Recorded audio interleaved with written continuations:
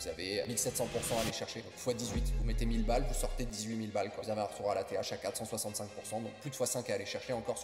Vous avez un joli 300% à aller chercher, donc plus de x4 aussi sur votre portefeuille, plutôt très bon bêta.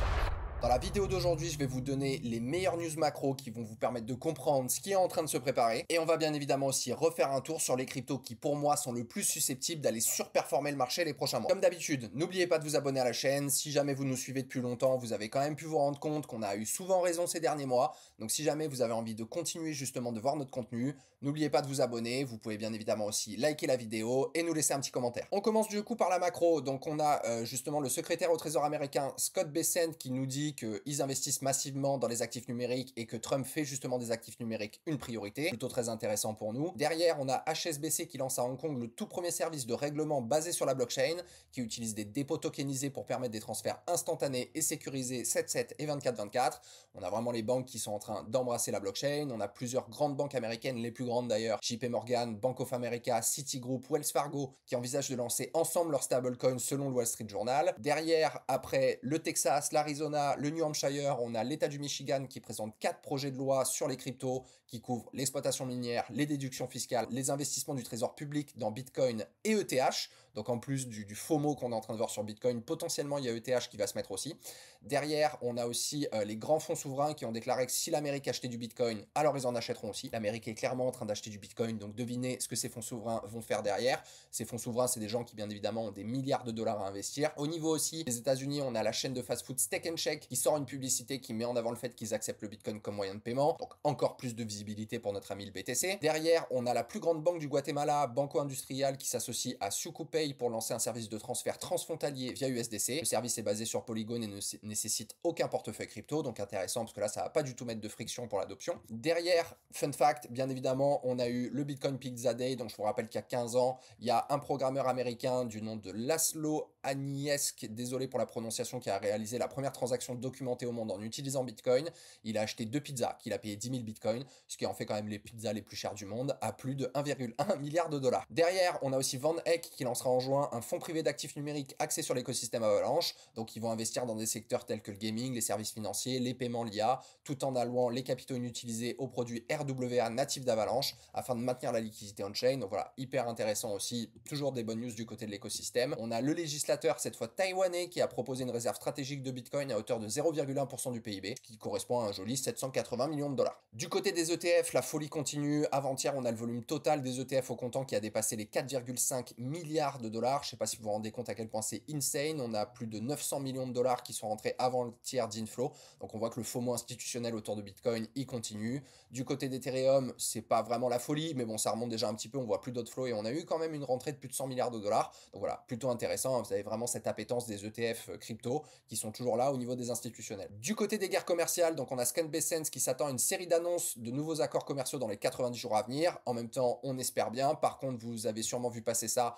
La mauvaise nouvelle, c'est que le président Trump a recommencé et qu'il a remis 50% de tarifs sur l'Union européenne à partir du 1er juin. Et il a aussi annoncé que tous les iPhones qui ne seront pas fabriqués aux États-Unis feront face à plus de 25% de tarifs. Donc c'est ça qui a amené aussi le petit drop qu'on a vu sur Bitcoin. Les altcoins sont potentiellement dans une petite phase de retracement. Et c'est pour ça que c'est très intéressant, notamment pour ceux qui n'étaient pas dans le train, qui n'avaient pas pu prendre cette première poussée, de bien regarder où est-ce que sont les points de retracement pour pouvoir se placer, parce que je vous rappelle qu'encore une fois, c'est hyper important de ne pas FOMO, de ne pas acheter quand tout est dans l'euphorie, quand vous êtes en train d'acheter une parabole. Vous avez envie d'acheter sur un retracement. C'est ça qui va vous permettre vraiment, toujours pareil, d'optimiser le rendement risque. Et nous, dans le club, c'est là-dessus qu'on est focus chaque jour. Du côté inflation, politique monétaire de la Fed, on a une petite remontée de l'inflation. Je vous en avais déjà parlé dans les prochaines vidéos. Au niveau du calendrier économique, la semaine prochaine va être assez chargée. On a le discours de Powell déjà qui va parler demain. On a l'indice de confiance des consommateurs. Vous avez le PIB trimestriel, les inscriptions hebdomadaires au chômage et vous avez l'indice de l'inflation aussi avec le PCE Core qui nous donnera du coup peut-être un peu plus de visibilité. Au niveau des potentielles baisses de taux, vous avez le marché qui nous price toujours d'ici décembre 2025 au moins 2 baisses de taux. Et en plus, on peut constater qu'on n'a pas besoin justement d'avoir des politiques monétaires accommodantes pour voir le marché pumper. Donc si jamais on a ça, ça pourrait être vraiment le gros catalyseur qui va faire complètement exploser les marchés, sachant qu'on espère qu'on n'aura pas besoin d'attendre décembre pour voir notre fameuse altcoin saison arriver. Si jamais tu veux aller plus loin après cette vidéo et que tu veux investir dans le marché crypto sans prise de tête pour surperformer le marché et générer de très beaux profits, tu cliques dans le premier lien qui se trouve dans la description. Tu pourras rejoindre une communauté de plus de 2000 membres actifs et ne plus jamais être seul dans ton coin à gérer tes cryptos. Et tu auras accès à des portefeuilles personnalisés adaptés à ton profil de risque, une liste de cryptos avec des pourcentages d'allocation, des points d'entrée et des points de sortie. Des signaux pour du copy trading ultra efficace avec des points d'entrée et des points de sortie pour maximiser tes gains et savoir être opportuniste. Une plateforme d'investissement exclusive pour avoir accès à des projets early stage et pouvoir investir sur des cryptos qui sont pas encore listés, qui est d'ailleurs le meilleur rendement risque du marché en ce moment en crypto. Et enfin, une plateforme d'investissement automatique avec des algorithmes de trading sur les blue chips Bitcoin, Ethereum et Solana pour générer des rendements 100% passifs. En bref, dans le Merov Club, on t'accompagne dans tout ton parcours en crypto. On t'aide à construire une stratégie, à monter un plan et on te fait un suivi et un accompagnement pour s'assurer que tu exploses bien tes gains sur le marché. Donc c'est le premier lien dans la description juste en dessous et on est reparti pour la vidéo. Du côté des indices, on a fait une belle remontada sur le SP500 et là globalement suite aux annonces des tarifs de Trump sur l'Europe, on a fermé justement à la baisse. Donc a priori, généralement quand vous fermez à la baisse le vendredi soir, on réouvre à la baisse aussi le lundi, mais je vous dis des bêtises parce que le lundi ça sera férié aux États-Unis. Mais bon, par contre voilà, on verra un peu ce qui se passe du côté du SP500. Côté du Nasdaq, même chose. Et globalement, on a l'or qui nous fait aussi une petite remontada, qui joue encore une fois son rôle de valeur refuge. Quand vous avez de l'incertitude, et bien évidemment, la dernière annonce de Trump a recréé un petit peu d'incertitude au niveau justement de cette guerre commerciale.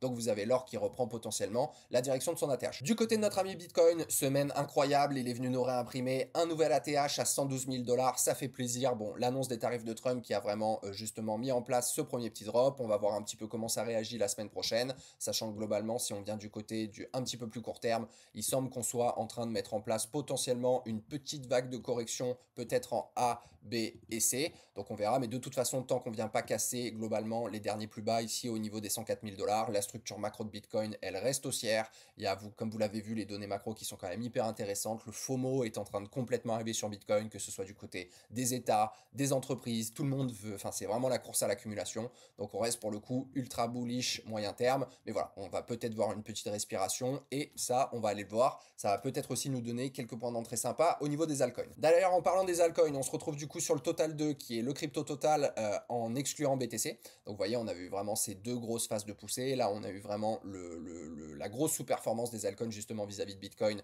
depuis globalement le top là à peu près en décembre 2024. Donc là, on a fait quand même une jolie remontada. On est revenu ici au niveau de la zone de résistance des 1,2 trillions. Donc là, si jamais on casse, on va vraiment repartir au niveau de la TH. Et d'ailleurs, au niveau de la Bitcoin dominance, on voit potentiellement se mettre en place un premier retournement. Donc là, je vous rappelle qu'il y a 15 jours, vous avez eu un joli drop qui est venu taper du coup le bas de son biseau ascendant, là, qui est plutôt une figure d'essoufflement, hein, qui nous amène à un retournement baissier et donc à cette fameuse altcoin saison. Donc là, ce qui va être important de regarder, ça sera plutôt le court terme parce que globalement, on a eu aussi une petite remontada. Mais je vous rappelle une structure classique en retournement, vous allez généralement chercher votre zone d'OTE dans laquelle on est parfaitement avant vraiment d'acter le vrai retournement.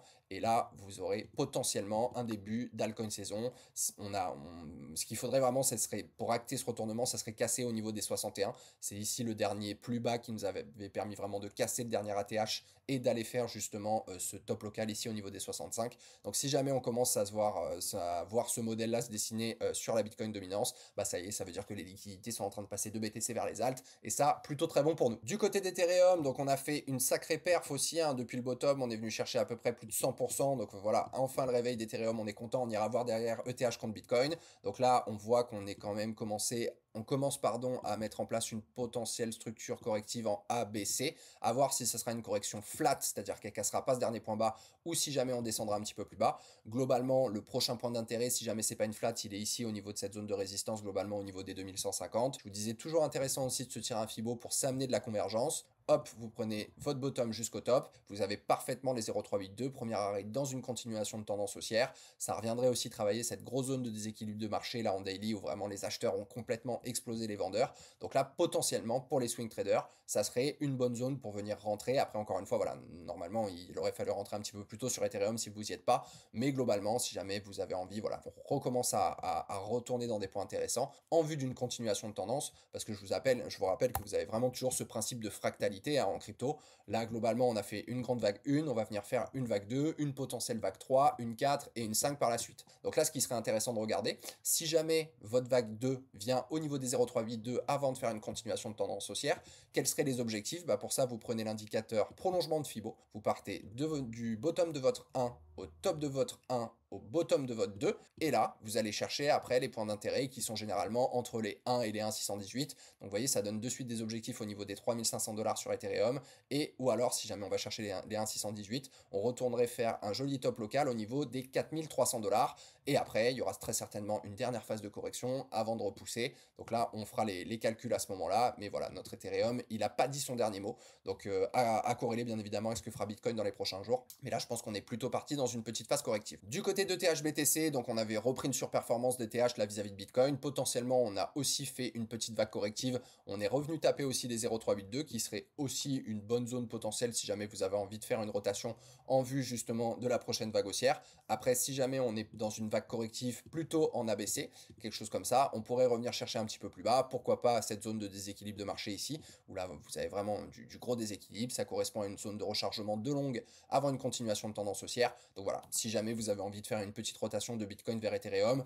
nous dans le club on a pris profit aux alentours, on a pris une petite zone de profit aux alentours des 105 000 sur Bitcoin. Moi je pense que si jamais on redescend par là, ça sera vraiment le moment pour moi de faire une petite rotation d'une partie de mes BTC vers Ethereum en vue de choper la prochaine vague de surperformance d'Ethereum contre Bitcoin et d'aller surperformer Bitcoin bien évidemment. Notre ami le Solana, donc qui aussi lui est en train tranquillement de trouver résistance au niveau de la zone. Donc vous voyez, vous avez eu ici un premier rejet, un deuxième gros rejet avec une grosse mèche. Donc là on vient imprimer un dernier haut au niveau de la clôture qui est plus bas que le précédent. Donc potentiellement aussi une petite vague corrective. Après on a bien poussé sur Solana. On part de 94 $ ou 95 $ globalement jusqu'à 185 $. Donc on s'est mangé un joli x2. Si jamais on est dans une correction plutôt flat, on viendra chercher ici de nouveau la zone des 160 $.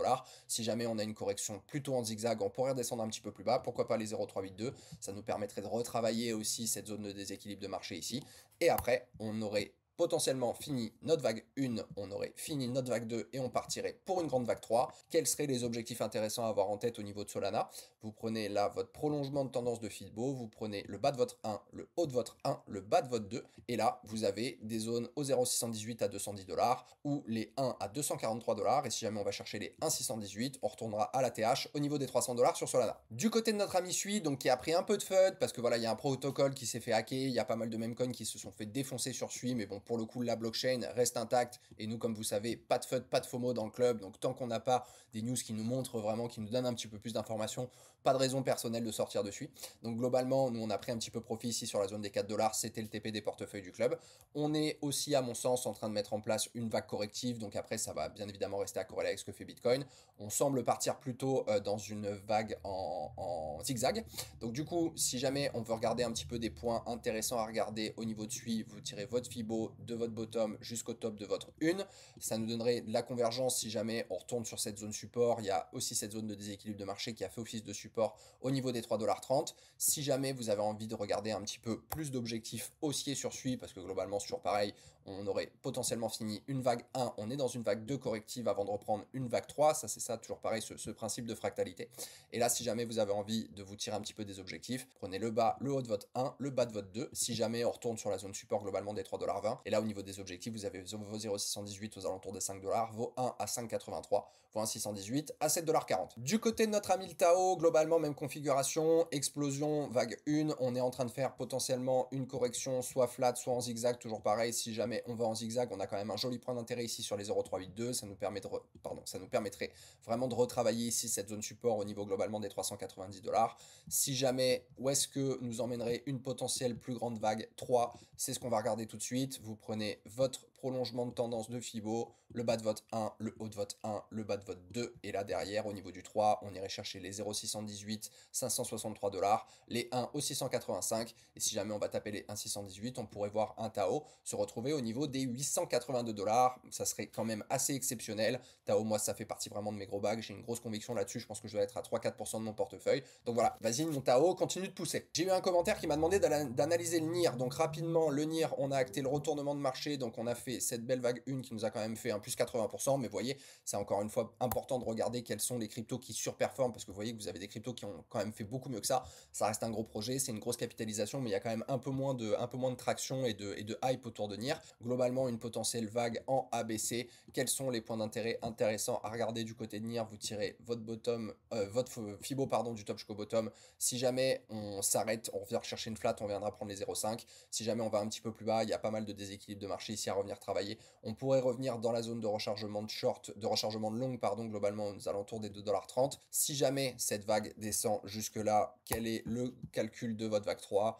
Toujours pareil, vous prenez le bas de votre 1, le haut de votre 1, le bas de votre 3. Et là, ça nous donne des objectifs à 1 pour 1 entre la 1 et la 3 à 3,84. Si jamais on va chercher les 0,618, on arrive dans cette belle zone de résistance. Ici, ça nous donne quand même pas mal de convergence au niveau des 4,80 $. Sur NIR. Et du côté de nos mêmes coins préférés, on attaque par le FOG, donc qui lui, pareil, est venu nous acter le retournement de marché en prenant le dernier plus haut ici au niveau des 0,06. On est à mon avis, aussi en train de mettre en place une correction en A, B, C. Quels seraient les points de convergence intéressants à regarder? Vous prenez votre Fibo, vous tirez votre bottom jusqu'au top. Si jamais on vient globalement dans ce coin-là, ça nous ferait, si jamais on a une vague en zigzag ici, on a la zone de déséquilibre de marché ici qui demande à mon avis être travaillée. Donc point d'intéressant aussi parce que c'est une belle zone de support au niveau globalement des 0,05. Si jamais on a une vague, donc du coup 2, qui vient jusque là et qu'on est dans une fractalité de grande 1, de grande 2, de grande 3, quels seraient les objectifs intéressants à avoir en tête du côté du FOG, qui est pour moi une des cryptos, des meilleurs bêtas globalement de l'écosystème Solana. Vous prenez votre prolongement de Fibo, vous prenez le bas de votre 1, le haut de votre 1, le bas de votre 2, et là globalement vous avez vos 1 pour 1 qui vous amènent au 0,15 sur cette belle zone de résistance. Si jamais on pousse un peu plus, qu'on va jusqu'au 0,618, on aura les 0,21, et si jamais on va chercher les 2,618, on sera jusqu'au 0,32 pardon. Donc globalement après voilà, FOG, moi je pense que ça serait, si jamais on revient dans ces coins là au niveau en dessous des 0,5, je pense que ça sera l'occasion. Moi j'ai pas mal pris profit ici, donc ça sera l'occasion de venir remettre une cartouche. J'ai des ordres qui sont déjà placés, si jamais ils se font pas exécuter, encore une fois c'est pas grave, il y aura d'autres risques rendement ailleurs, mais globalement au niveau du RSI, vous voyez, on se rapproche de la zone des 50 qui on espère fera office de support avant de repartir, parce que si vous cassez plutôt momentum baissier, et là la vague de correction peut être un petit peu plus grande, mais il y a une potentielle de performance qui est juste monstrueuse aussi sur FOG. Si jamais on se fait un retour à la TH, que vous avez un poids moyen d'achat globalement qui est justement sous les 0,5, ben vous avez 1700% à aller chercher, donc x 18, vous mettez 1000 balles, vous sortez 18 000 balles quoi. C'est juste insane, et pour le coup il y a une grosse communauté, l'IP est énorme, il y a un gros mindshare, il y a une vraie traction de marché, ça a été un des coins qui a le plus surperformé ces derniers temps, ça a été un alpha qu'on a sorti très tôt dans le club, donc pour le coup voilà, moi grosse conviction là-dessus, je pense que je dois être à peu près à 1,5-2% de mon portefeuille sur FOG. Notre ami le Popcat, même chose, qui globalement, voilà, théorie de dos nous faisait des hauts de plus en plus haut, là nous a fait un haut pardon, plus bas que le précédent, donc à mon avis aussi petite correction en ABC. Quels sont les points d'intérêt importants à garder en tête sur notre ami le Popcat? Vous tirez votre Fibo pour calculer votre 1, votre retracement de votre 2 sur votre 1. Si on vient taper les 0,5, on vient sur cette belle zone support ici au niveau des 0,37. Je pense que c'est encore un peu haut pour acheter du Popcat. Moi je pense que je reviendrai prendre exposition sur Popcat si jamais on vient chercher cette zone de rechargement de longue avant une continuation de tendance haussière. Il y a du déséquilibre de marché à revenir travailler. En dessous de 0,3 globalement, je pense que ça reste un bon achat à long terme. Si jamais on retrace aussi bas que ça, quels sont les prochains points d'intérêt importants à regarder? Hop là, du côté de Popcat, donc vous calculez votre 1, votre 2, et là votre 3 vous amènerait à, si on est sur du 1 pour 1, à 0,8, si on est sur du 1,618 à 1,12, si jamais on va chercher les 2,618, on pourrait monter jusqu'au 1,64, et pareil, Popcat, il y a un gros potentiel de performance, ça reste aussi, ça fait partie aussi pour moi des meilleurs bêtas de l'écosystème Solana. Si jamais vous êtes, allez, un point moyen d'achat globalement au niveau des 0,4, vous avez un retour à la TH à 465%, donc plus de x5 à aller chercher encore sur Popcat. Notre ami le Bonk, toujours bêta de l'écosystème Solana, donc là un des plus gros meme coins de l'écosystème Solana, donc là pareil, une structure classique aussi en A, B, C, en fonction de si ça sera une flat ou justement une zigzag, on pourrait descendre un petit peu plus bas. Je vous rappelle globalement que vous avez la flat qui est une correction qui ne vient pas casser son dernier plus bas. Par contre, vous avez la zigzag qui, elle, descend plus bas que son premier point, si vous voulez, d'extension entre guillemets baissier. Donc voilà, important de bien connaître aussi ces deux structures-là. Mais globalement, on serait dans une potentielle fractalité de grande 1, grande 2, grande 3, grande 4, grande 5, etc., etc.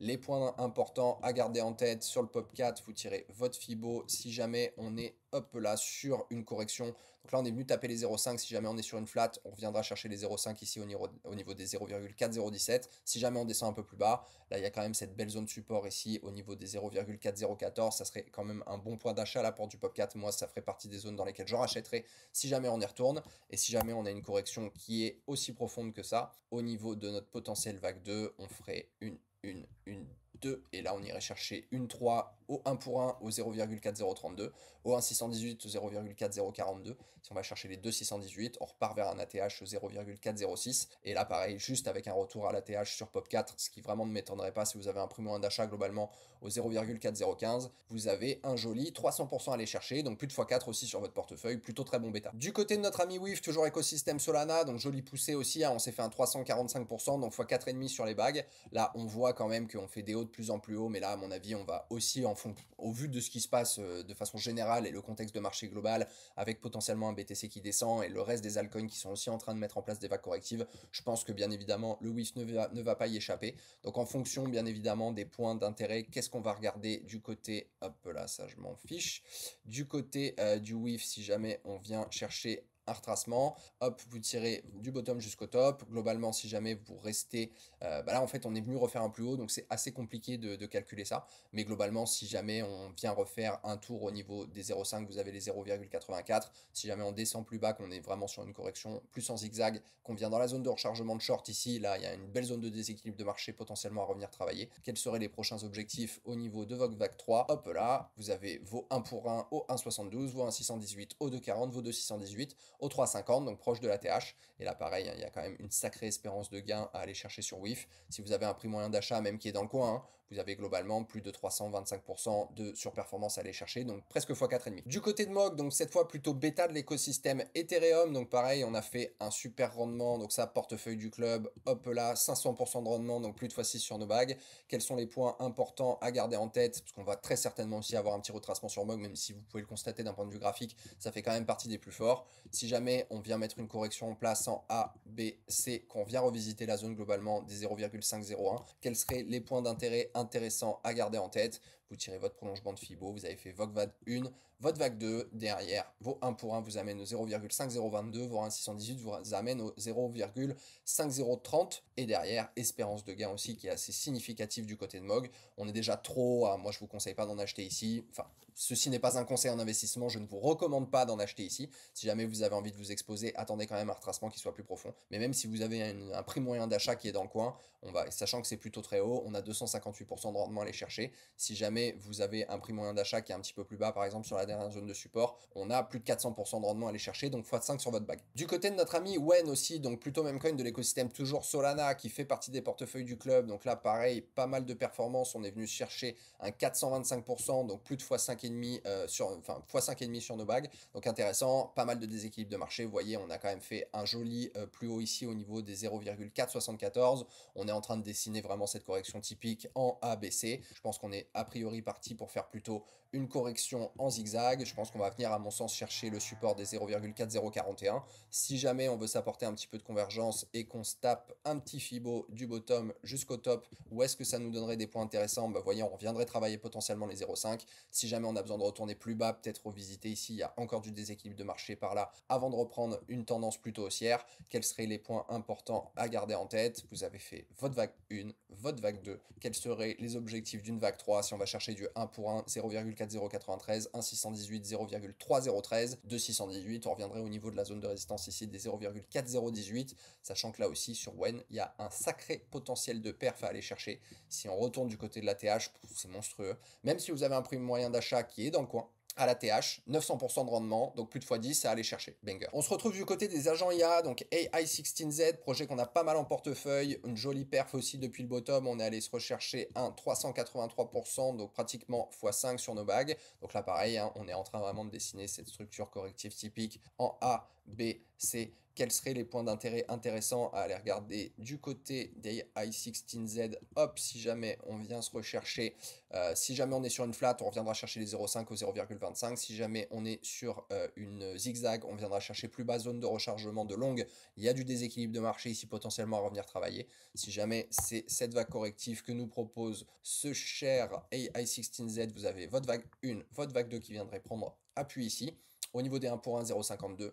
1,618, 0,72, 2,618, 1,05. Et là, pareil, il y a aussi un sacré potentiel de performance au niveau du i16Z. Prix moyen d'achat dans le coin. Retour à la TH, 791%, donc pratiquement x9 à aller chercher aussi. Toujours sur les agents IA et AXBT, donc pour le coup, vous voyez la RSI, on revient faire un espèce de double bottom au niveau de la ligne des 50. On est aussi venu faire, voilà, théorie de dos, des hauts de plus en plus haut. Là, on vient refaire un haut plus bas que le précédent, donc très certainement aussi dans la même configuration globalement tous les altcoins qu'on a regardé dans la vidéo.